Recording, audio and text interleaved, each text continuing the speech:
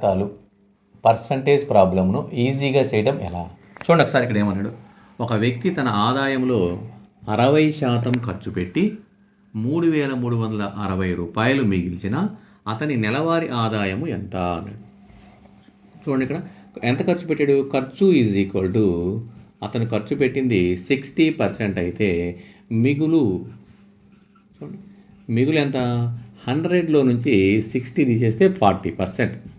So అతనికి మిగులు is equal to 40% అయితే మనకు కావాల్సింది చూడండి ఇక్కడ 40% ఈజ్ ఈక్వల్ టు ఇది 3,360 అదేగా మిగిలింది. ఆ మిగిలిన యొక్క పర్సంటేజ్ ఎంత అంటే 40%. అతను ఖర్చు పెట్టింది 60%, మిగులు 40%. ఓకే, ఇప్పుడు 40% ఈజ్ ఈక్వల్ టు 3,360 అయితే అతని ఆదాయము 100% ఈజ్ ఈక్వల్ టు ఎంత?